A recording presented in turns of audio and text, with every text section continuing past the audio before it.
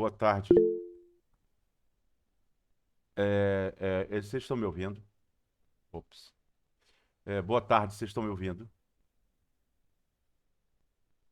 Sim. Boa tarde, professor. Opa, Sim. beleza. Tá ótimo. Então, eu peço, para começo de conversa, eu agradeço àqueles que manifestaram pêsames, né, que me pediu de participar da nosso primeiro encontro, né, na primeira aula. É, é, é, Foi uma fatalidade e mostrada, de fato, fatalidade e mostrada, e aconteceu justamente o velório e a cremação compreenderam, ao horário da aula estava dentro do, daquele, né? E aí não tinha como eu me negar, não é? É uma pena. Bom, dito isso, eu tenho que falar que e- é, nós estamos num período excepcional, né, cara, que é esse período de pandemia, não é? E, é, e o que é muito ruim, né, para todos nós, né? Eu acho, especialmente para vocês. Por quê? Porque a característica do aluno da rural é de saber se virar. Uma vez, um amigo, já macaco velho, já, falou para mim que, conversando com o dono da maior empresa de consultoria florestal do Brasil, uma empresa com origem lá na Federal do Paraná, a STCP, conversando com um dos donos, e ele falou assim: olha, se você quer mandar um cabra para resolver a questão de celulose, ele não falou bem assim. Tem que mandar um cara de Piracicaba. Se você quer resolver a questão de plantio, tem que mandar um cara de Piracicaba. Se você quer mandar um cara pro buraco, pra uma parada assim, que não vai ninguém, que é barra pesada, assim, que é cheio de problema, manda um cara da rural.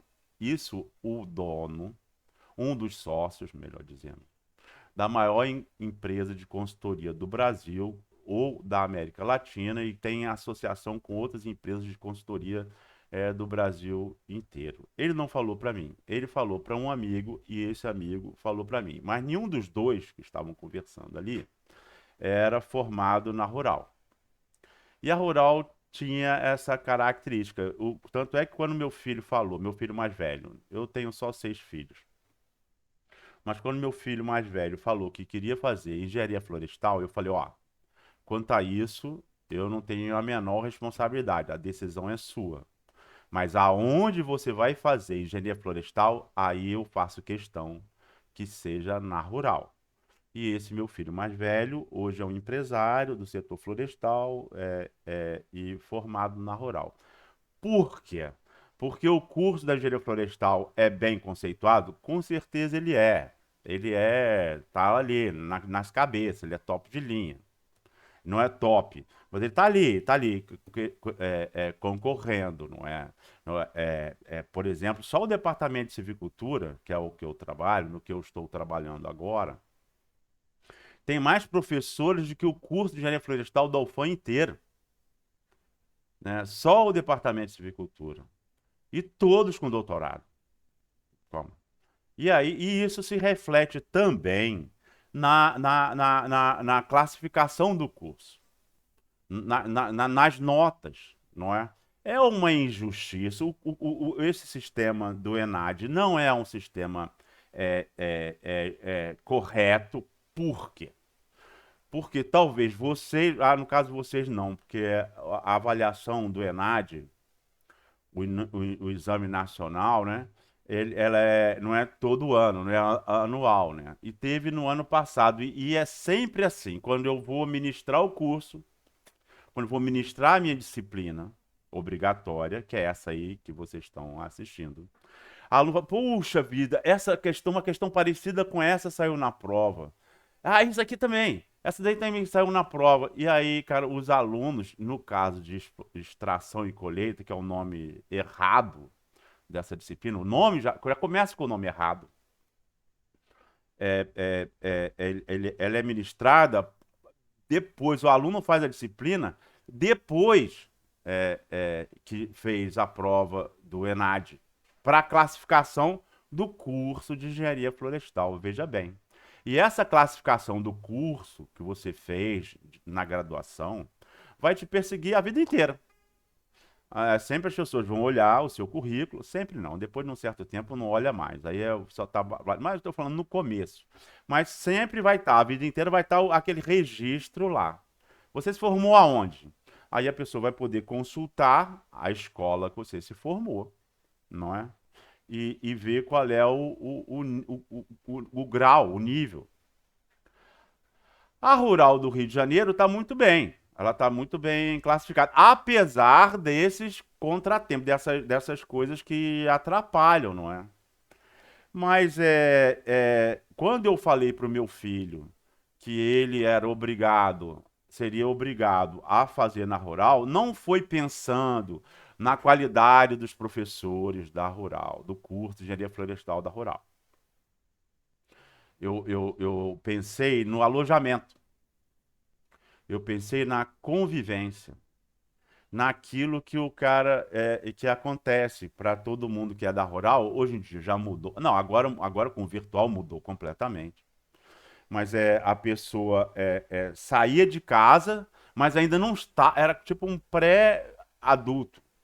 Ela não estava mais sob a égide do papai e da mamãe, da vovó, da titia, seja lá de quem for que estivesse criando, né? Mas ainda não tinha que assumir todas as responsabilidades da vida adulta.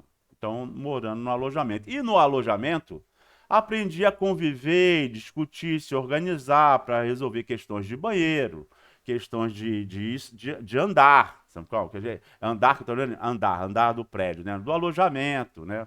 Muitas vezes centro acadêmico, o diretório central de estudante, a associação, seja lá do que for, conaturista, né? Seja lá do que for. A pessoa da rural, então, o aluno, o egresso da rural, tinha essa característica de saber se virar, saber se comunicar, saber se relacionar com ideias distintas, saber organizar.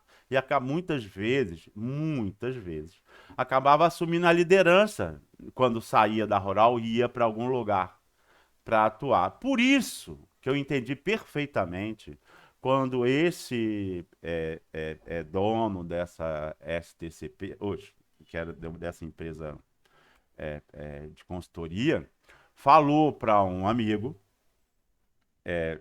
que me falou, ó, quando você tem um lugar que é muvuca, que é complicado, manda um cara da rural. Manda um cara do rural. E aí ele vai chegar e ele vai te trazer o resultado. Tá certo? Agora, o que está acontecendo? Aí nós temos um problema. Vocês estão justo no final do curso. No final do curso, vocês estão sendo alijados, não é? Impedidos do relação, que é um momento assim muito particular. E aí cabe a vocês ver, porque tem essa aí. Não importa o que eu tenho, não importa o que você tem. O que importa é o que você faz com o que você tem. Então, poxa, eu tenho que me aproximar com essas limitações, né, cara, dessa situação dramática que a gente está vivendo, de pandemia, não é? Então, eu tenho que me aproximar e conhecer, procurar conhecer, eu vou ter que usar. E que é um caminho também sem volta. Por que que é sem volta? Mesmo que acabe a pandemia, vai surgir outra. Agora nós estamos num momento desse, né? É assim, o mundo vai mudando, né? Vai tendo outra dinâmica, não é? Mas já se falava há muito tempo, eu estou te falando, há 20 anos atrás, mais ou menos, estou chutando aqui, mas uma palestra de um cara muito fera com relação à dinâmica de povo, de trabalho, né? E ele estava dizendo que a tendência seria, que em função da tecnologia, a tendência seria das pessoas não precisarem mais ir para o trabalho, gastar tempo de locomoção, de transporte, engarrafamento, para ir, para voltar, estresse, chegar estressado, não é?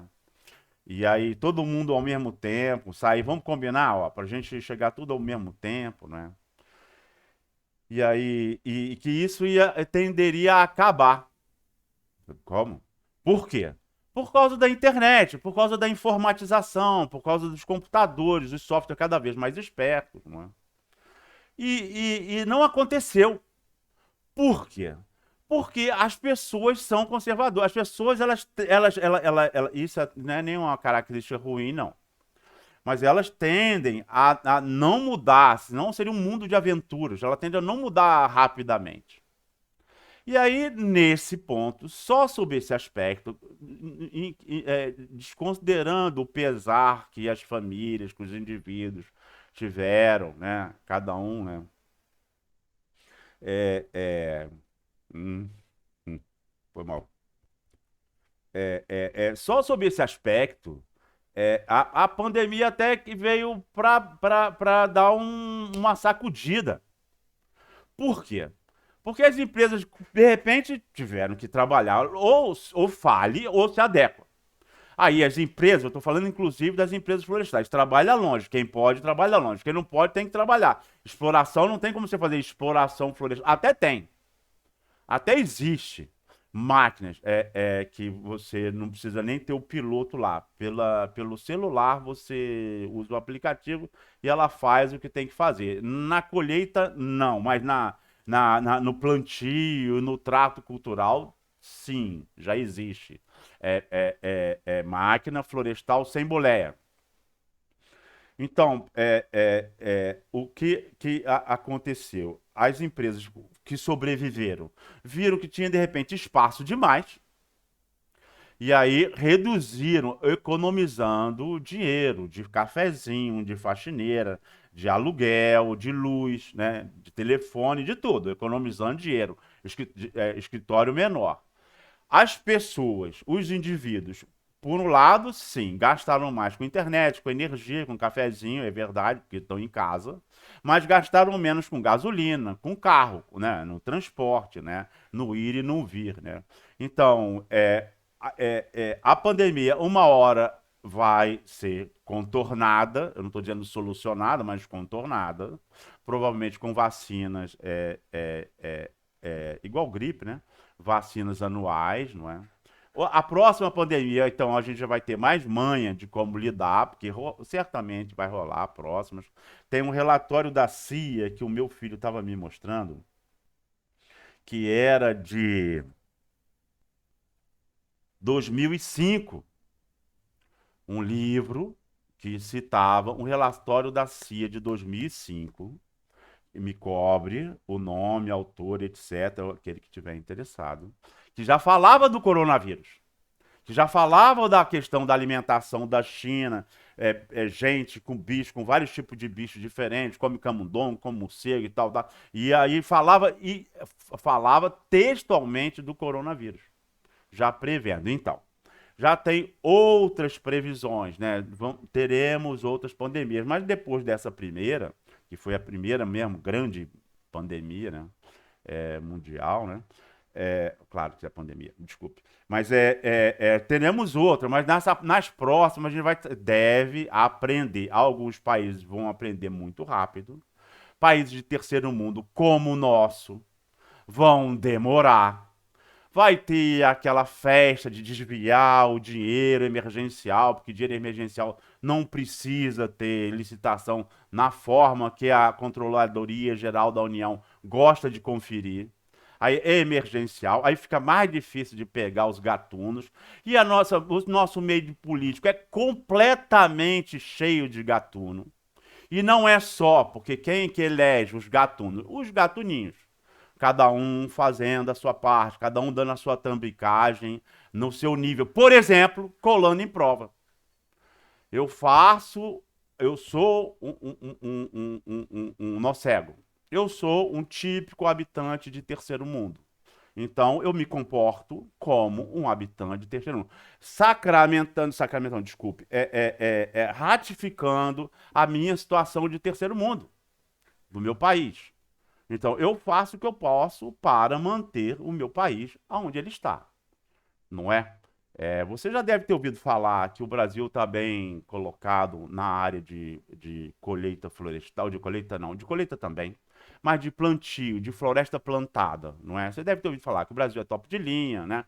Em termos de produção total, não. Está nas cabeças, mas não.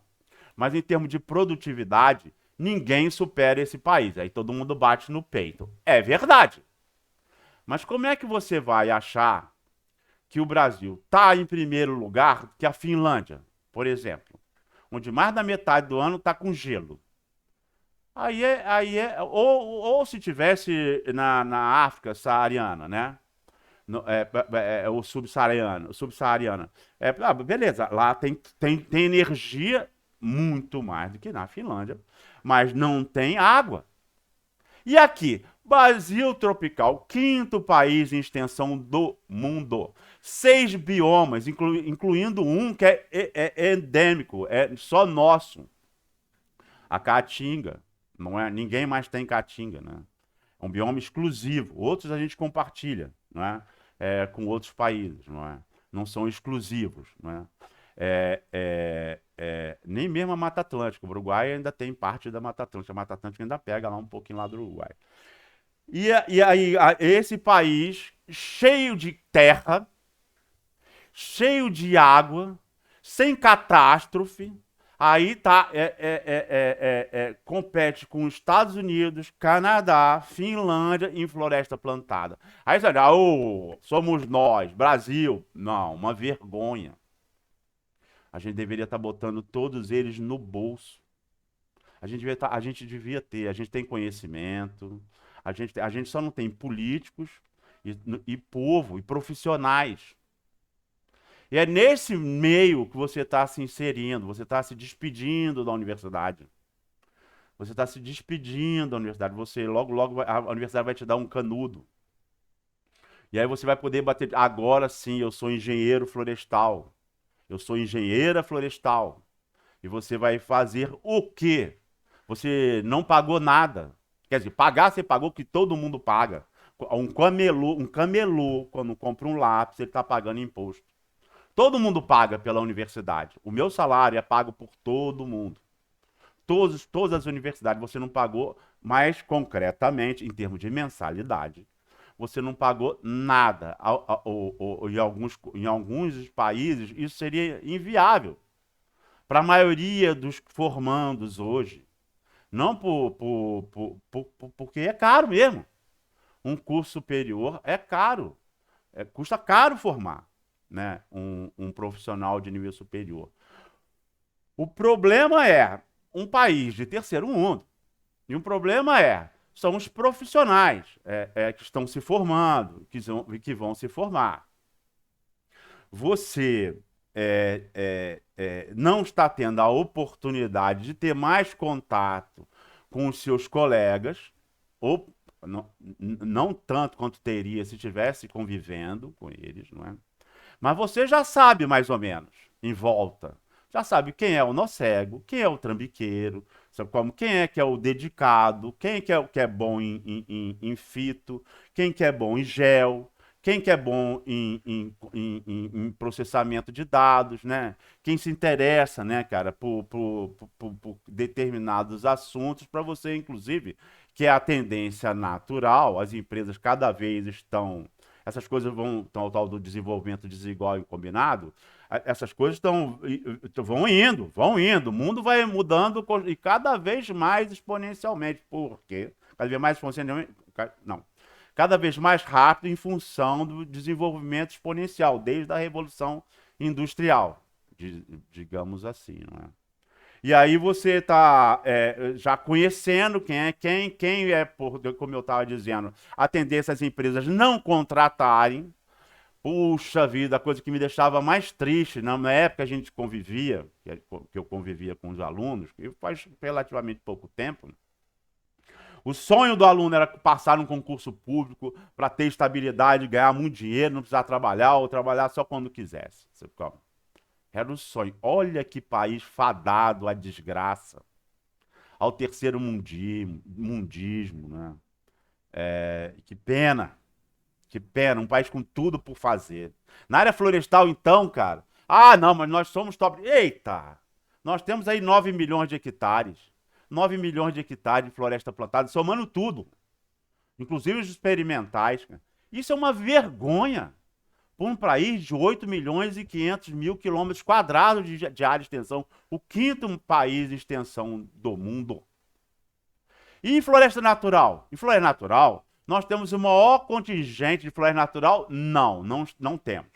Nós estamos em segundo lugar. O primeiro lugar é da Rússia. A Rússia tem, em floresta natural, mais ou menos a área do Brasil inteiro, é o que ela tem de floresta natural. Agora, vai comparar a biodiversidade, vai comparar o incremento periódico anual, vai comparar as alternativas. Então, ainda mais que você chegou na profissão engenheiro florestal, está chegando, você vai se formar com certeza. Você não vai conseguir não se formar, a não ser que você faça muita bobagem. Ainda mais nesse tempo de pandemia. Você vai se formar com certeza e essa conversa introdutória, eu só estou querendo dizer que nessa disciplina eu vou procurar contribuir para a sua formação, mas você tem que começar a assumir, eu acho, o país depende de você, cada pedinte na rua depende de você. Porque o país ele poderia estar estupidamente melhor, mas estupidamente mesmo. Um americano, por exemplo, movimenta mais ou menos 20 vezes o que um brasileiro, em média, movimenta por ano. Imagina isso. Imagina isso. Esquece a parte do Alasca lá. Só a parte do continental não, só a parte do núcleo ali. Não é? A parte norte também. A parte norte gela a metade do ano, quase a metade do ano gela. A outra parte está fria. A gente está no calor, na temperatura, na dinâmica, o tempo inteiro. E com água. E com água. Então a gente tem tudo. Só falta, ainda mais nós que temos o segundo maior contingente florestal do mundo. Só perdemos para um país que tem uma biodiversidade ridícula. Quando eu me formei, eu fui, minha quarta função profissional foi como pesquisador do INPA, onde eu gostei muito quando eu entrei. Gostei muito quando saí também. Se dizia que a estimativa era de 4 mil espécies lenhosas. 4 mil espécies. A Rússia, a 80? 90? Quantos? Quantos? A estimativa no Brasil, na Amazônia, só na Amazônia, deixa a Mata Atlântica de fora, era de 4 mil espécies lenhosas. 4 mil espécies lenhosas. Atualmente, a estimativa é de 10 mil espécies lenhosas. E eu vou falar a mesma coisa que um pesquisador muito famoso, na época, falou. Quem falou 4 mil está chutando. Não tem como saber, não tem como estimar isso, chute. Agora, ninguém pelo menos ajeitou. Não vamos chutar 4 mil, vamos chutar 10 mil. É mesmo? Quanto? Quanto que vai ser? Nós, como brasileiros, e vocês, nós, como engenheiros florestais, e vocês, que futuros engenheiros florestais, tem que se perguntar nisso. Quantas? Quantas? E quanto que a gente vem queimando sistematicamente, todo ano? Eu falo assim, a safra do chororô. Ai, meu Deus, esse ano estamos perdendo tantos hectares, prenderam uma madeireira que o pátio dela dava para fazer uma fila de não sei quantos caminhões de tora, de madeira ilegal. Todo ano a gente tem essa safra de chororô, essa vergonha absoluta. É só culpa de engenheiro florestal? Claro que não. A nação inteira não reconhece o seu patrimônio. E aí eu vou falar uma coisa que vai te chocar, mas é melhor a gente já se apresentando, eu estou me apresentando. Em grande parte da responsabilidade por essa coisa ruim que a gente vive tem a ver com o movimento ambientalista. Porque é completamente contraditório. Por quê? Porque as pessoas precisam de madeira. As pessoas usam madeira, seja de floresta natural, seja de floresta plantada. Em floresta plantada, hoje em dia, a gente produz móvel muito barato. A gente tem a MDF, a gente tem várias tecnologias para produzir móveis baratos. Quer um móvel de madeira maciça, quer um móvel de muracatiara, de angelim pedra, quer um. Porra, nós temos 10 mil, não é mesmo? 4 mil, 10 mil, sabe lá? Então, aí é mais ainda é mais caro, porque a gente não. Por uma questão que vocês já devem estar aprendendo, ou ter aprendido, sobre economia de escala. E por quê? A gente ainda fica com vergonha. No Brasil, um caminhão toureiro, um caminhão cheio de tora, e uma motosserra derrubando, porque em floresta natural o abate é semi-mecanizado, como vocês vão aprender aí. Um caminhão toureiro, uma motosserra batendo uma árvore, é associada ao quê? A devastação, a queimada, a árvore caindo, pegando fogo, a desmatamento, a bicho queimado, a desgraça. Ainda hoje, talvez até em você mesmo, pense bem. O que você acha quando você vê um caminhão toureiro? Quando você vê uma motosserra abatendo uma árvore de 1,5 metro de diâmetro? O que você acha disso? A história mostra que o que não tem valor não tem chance na história. O que não tem valor não tem chance na história. Valor sentimental não tem chance na história. Valor econômico é o que a história, independente da minha opinião ou da sua, é o que a história tem coisas que a gente, tipo socialismo, tipo qualquer coisa. Hoje a gente pode falar a história. O que a história mostra? Ou eu li suficiente, ou eu não li suficiente, ou preciso discutir, mas em cima de fatos, em cima de história. Por exemplo,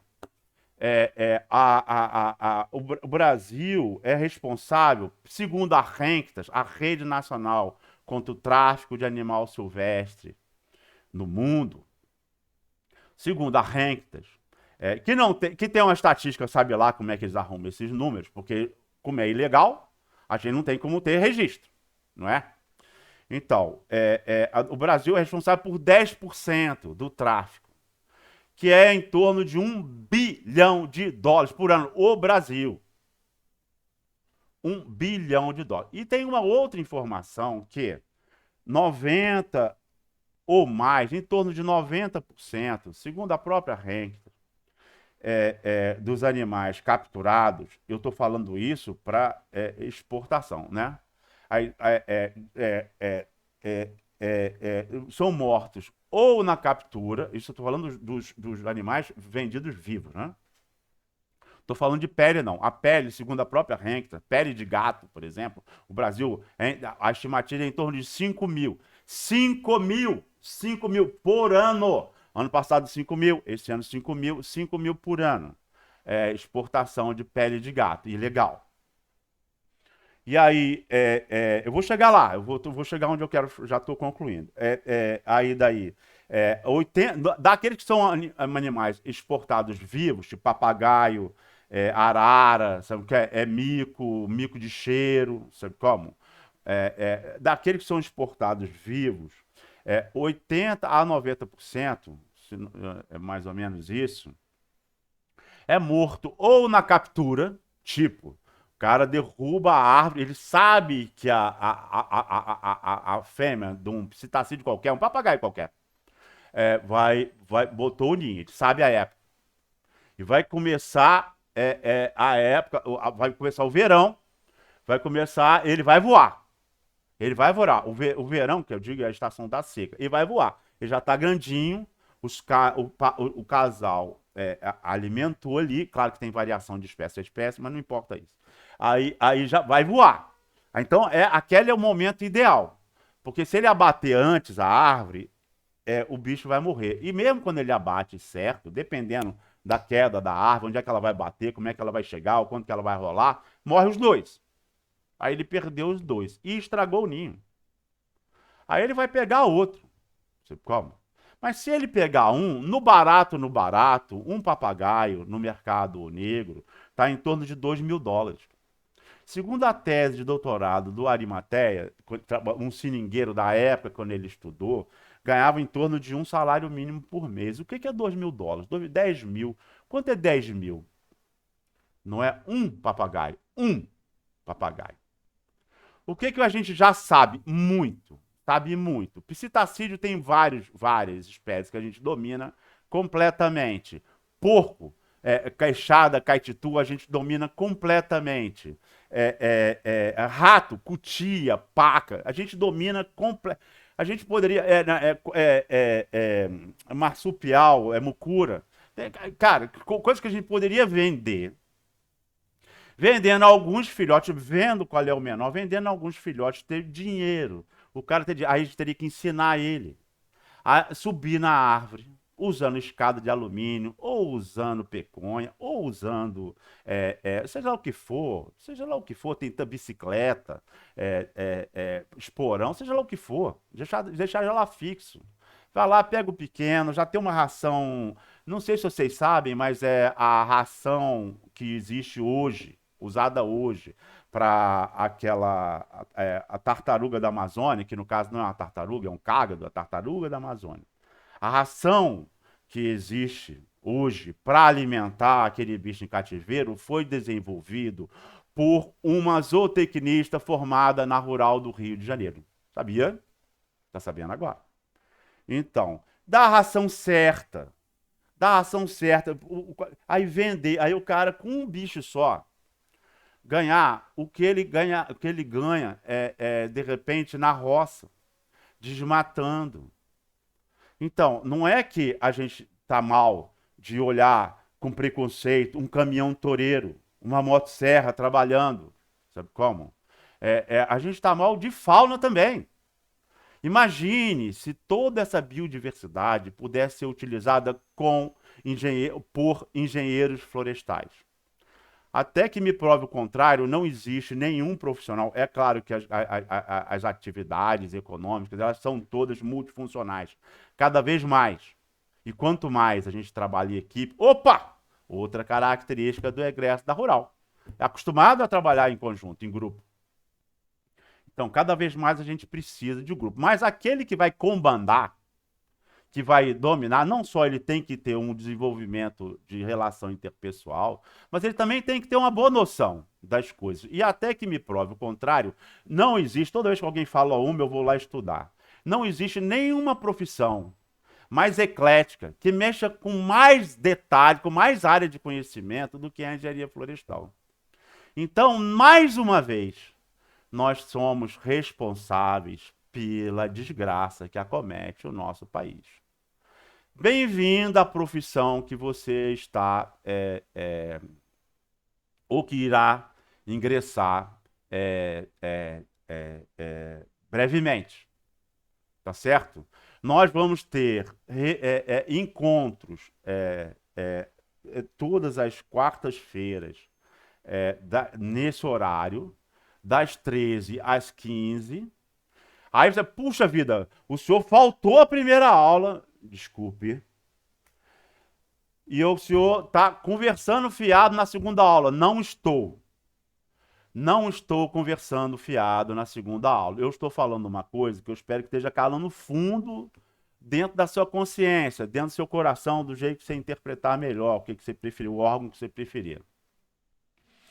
E o curso, ele já está todo salvo. Ele está todo salvo. As aulas até a metade, até a primeira prova, já estão todas no canal do YouTube. Como que eu acesso? Você recebeu um e-mail Se você não recebeu, é porque você trocou o e-mail, não é o que está cadastrado com você na universidade, lá no SIGA. Então peça para mim ou peça para um colega o link, mas no SIGA tem todo o material bibliográfico que eu tenho disponível e que eu acho importante para você ter acesso. Por exemplo, glossário de termos técnicos em inglês na colheita, na exploração e colheita florestal. Por exemplo, manejo de precisão. Nessa parte de manejo de precisão, ele é da Embrapa, do Marco Vinícius, do Evaldo Munhoz Braz, né? E de um outro, que eu esqueci agora o nome, Evandro Fanon. E que fala do passo a passo para modelagem digital do terreno, fundamental para o manejo, para a exploração, para estradas. Né? Tem sim o manual de estradas do Serviço Florestal Americano, super moderno, traduzido já na segunda versão de tradução, agora está bem melhor que a primeira, traduzido para o português de estradas. Né? Estradas de baixo volume de tráfego. O que é baixo volume de tráfego? Ah, você vai aprender na disciplina. Você vai aprender na disciplina. Você vai aprender. Você tem que aprender mais coisas do que você. Muito mais coisa que você imagina. Só que eu cansei de reprovar gente, de dar errado na questão, porque depois eu percebi que a pessoa não é que ela não estava entendendo. Porque depois, quando você chega no nível profissional, se a sua base foi bem feita, se você estudou no ciclo básico, né? Aqueles que não tiveram oportunidade de estudar em bom colégio, aí correr atrás na biblioteca para tampar os buracos, os próprios buracos, né, de formação. Aí se você fez isso, aí esses caras com certeza tem que se esforçar um pouco mais, mas dá tempo, tranquilo. Aí se você fez isso, então você chegaria no final do curso só para discutir, na verdade. Aqueles que fizeram isso, ou aqueles que tiveram uma boa formação, sabem do que eu estou falando. Sabe do que eu estou falando? Eu não sei medir a altura comercial de uma árvore porque eu faltei a aula de dendrometria. Que nada, cara, aquele é o cateto oposto. Você faltou, foi no ensino fundamental, ou não teve a instrução no ensino fundamental, né, de trigonometria. Ah, eu não sei calcular qual é o tamanho da tora que eu vou ter que abater para saber a largura da ponte. Pô, paralaxe, pô, trigonometria de novo. Agora eu quero o cateto adjacente. Eu tenho o cateto oposto, pego um ângulo, pego o outro, pô, agora eu tenho o cateto. Aí eu tenho o segundo, o terceiro ângulo lá, não é? E aí pronto, eu já posso saber. Né? Ah, eu não sei calcular, eu não faltei a aula que calcula né, de geoprocessamento, que calcula a distância entre dois pontos com coordenada UTM. Eita! Pitágoras, que isso? O curso final, as disciplinas profissionais, deveria ser mais de celebração. Celebração de conhecimento. E macetes também, com certeza. Alguns macetes, porque a vida como ela é. Na prática, a vida é outra. Não estou falando daquele nó cego que cola e tem um bom argumento para colar. Todo nó cego tem argumento para colar. Por quê? Ah, porque eu tenho que me formar logo. Quando eu sempre tenho argumento. Mas quando eu me formar, aí sim, não. Preste atenção no nó cego. Ele vai ser sempre nó cego. A tendência é ser sempre nó cego. Preste atenção. Não, deixa a vida dele, ele seguir a vida dele lá, mas não convide para a sua equipe, para trabalhar junto. Nessa tendência natural das pessoas prestarem serviço e ganharem bem, mas também tem que saber qual é o custo operacional. Que você vai aprender na disciplina também para você poder saber qual é o seu custo. Né, para você isso. Então, aí quando se forma, o nó cego ele se especializa em nó ceguice. Porque agora ele tem escola de menino para pagar, ele tem conta de luz, conta de água, ele tem muito mais argumentos para ser o nó cego. Sabe como? Então, o nó cego é o nó cego. No mato, ninguém fala assim: pau que nasce torto, cresce torto, morre torto e até a cinza é de banda. Ninguém fala isso. Eu acho que não, eu acho que isso é radical. Eu acho que a pessoa pode até ter nascido num berço torto e de repente ela se destacar. É verdade. É mais difícil para ela e por isso ela merece mais exaltação. E as pessoas que já nasceram num berço arrumado, e berço arrumado que eu estou falando é em ética. Eu não estou falando berço, quando eu falo, eu não estou falando em nenhum momento o preço do lençol, da colcha ou do próprio berço. Eu estou falando da ética. E ética não tem classe social, como a gente viu, como a gente está vendo, como a gente vê o tempo inteiro, como a gente viu na Operação Lava Jato, não é? O berço, não tem berço que eu falo, é em termos de criação, de ética, não é? Então, o pau que nasce torto é difícil de aprumar. Embora tem várias espécies, a sucupira, por exemplo, ela cresce bem torta. A sucupira é uma espécie que quando você olha assim, você não, isso aí vai dar uma sucupira. Não, o apuí, completamente torto. Aí depois vira aquela árvore maravilhosa, né? Então existe, só que é mais salgado, né? Para quem já nasce com toda a facilidade de formação. Não estou falando de facilidade de grana, não. Estou falando de formação de ética, de comportamento, não é? Então, eu estou concluindo, e aí agora vem a parte, agora estamos só conversando fiado, e aí a nossa dinâmica vai ser toda das 13 às 15 a gente esclarecer dúvidas, pontos, discussões, toda essa conversa, inclusive essa para quem faltou, estará lá na playlist. Toda a matéria da primeira prova já está lá na playlist. Toda a matéria. E aí vai caber a você assistir. Assista. As pessoas falam assim, poxa, mas você já deve ter percebido que o professor Francisco, ele é prolixo. É verdade. É verdade, eu não gosto de só passar a matéria. Sempre que tem um caso que pode ajudar a pessoa a perceber como é importante ela aprender aquele ponto, eu conto o caso, tá? Que eu me lembro.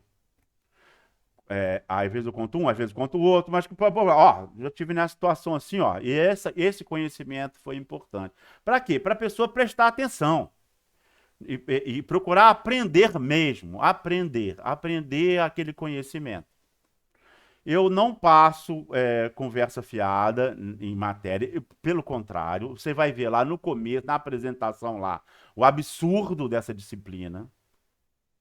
Um estudo não, um levantamento feito pelo pelo gerente da Klabin, que é uma super de uma empresa, né, gerente de exploração da Klabin, ele falou, a madeira, 60% do custo da madeira posta no pátio da indústria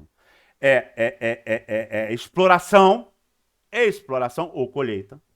Né? No caso, ele estava falando de colheita, floresta plantada, colheita e logística. No caso, ele falando transporte e estrada, incluindo transporte. Então, estrada, transporte, colheita, exploração, você é responsável por 60% do custo da madeira posta no pátio da serraria. Presta atenção no que eu estou falando, eu não jogo conversa fora.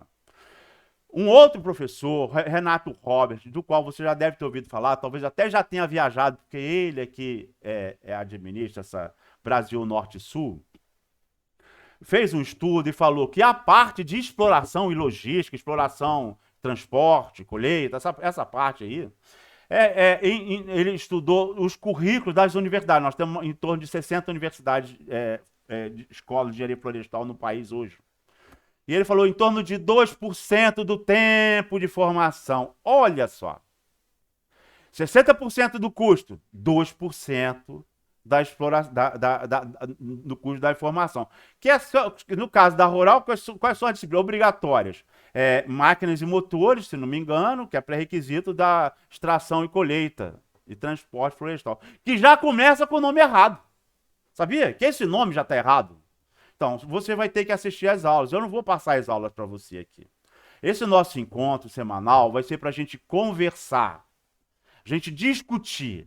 Você vai ter que assistir às aulas. Poxa, professor, mas se eu começo a contar aqueles casos, às vezes eu já conheço a história, já dou valor a esse conhecimento, quero pular o caso, pula.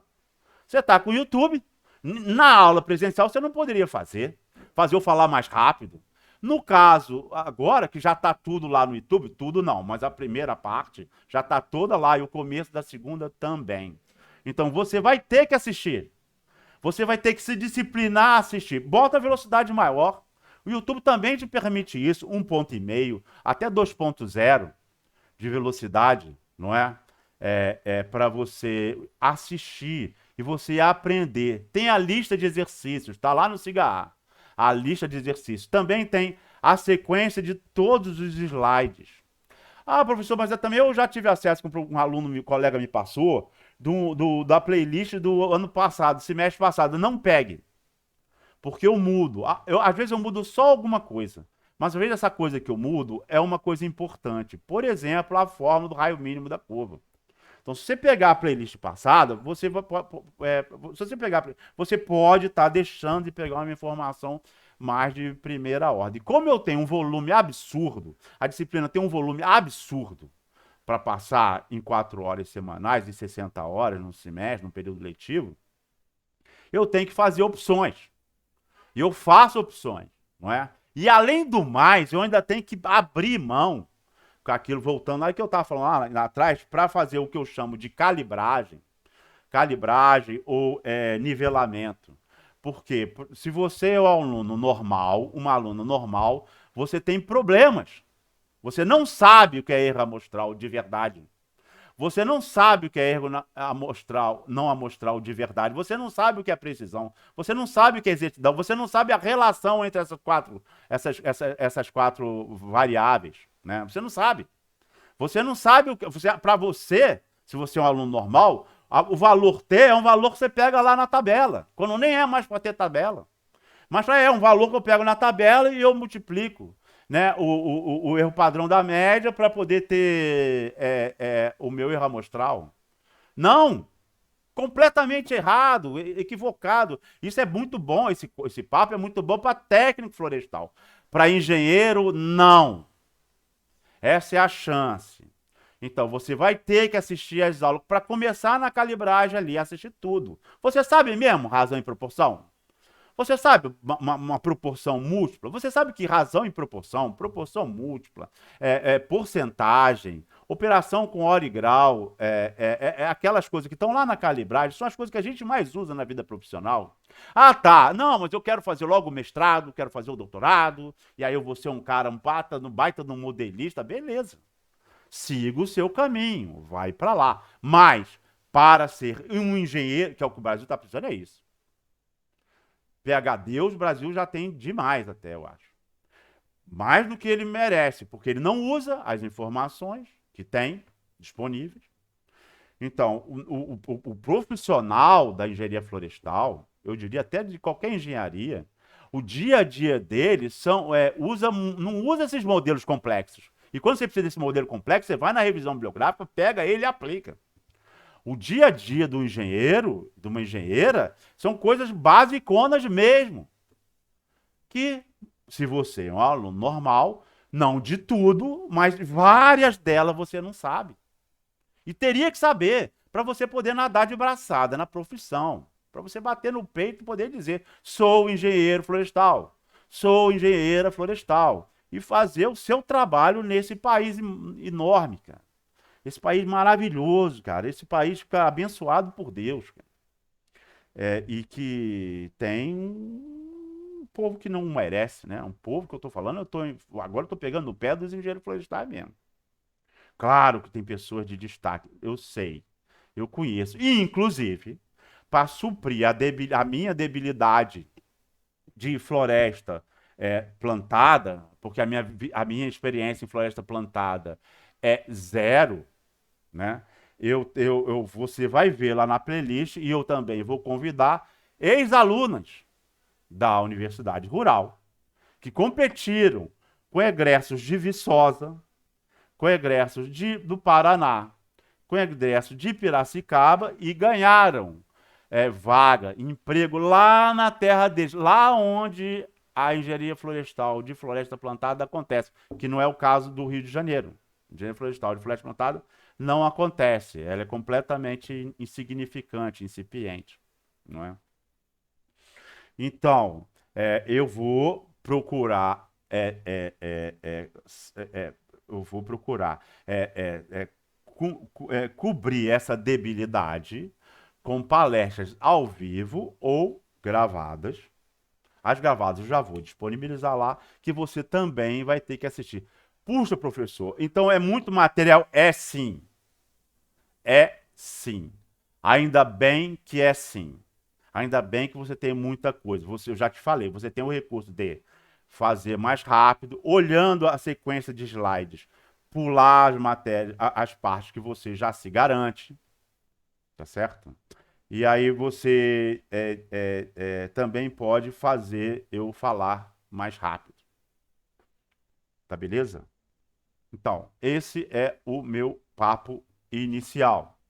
Estou encerrando agora o meu papo inicial. Não estou encerrando a nossa conversa, não. A nossa conversa vai demorar mais um pouco.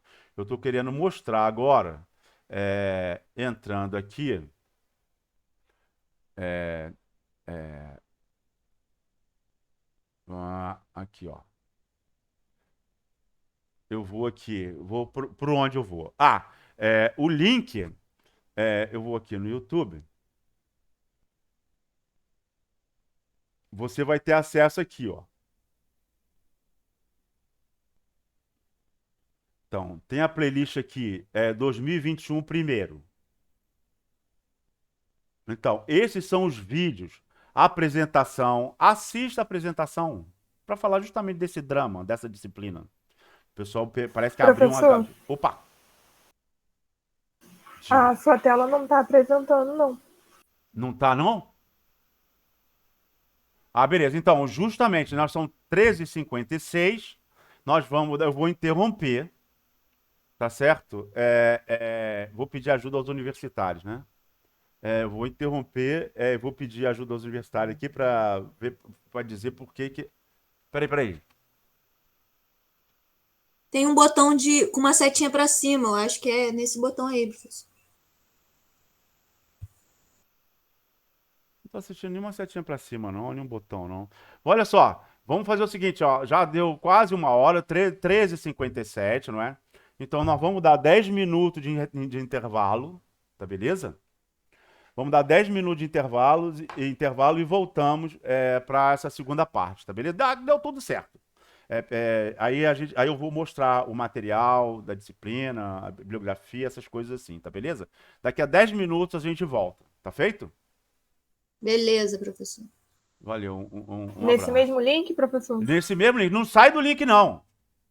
Vai durar. Eu só vou interromper a conversa. Eu vou pedir ajuda aqui para coisar. Mas aí eu vou dar 10 minutos para quem está cansado, poder beber uma água, ir no banheiro, sei lá.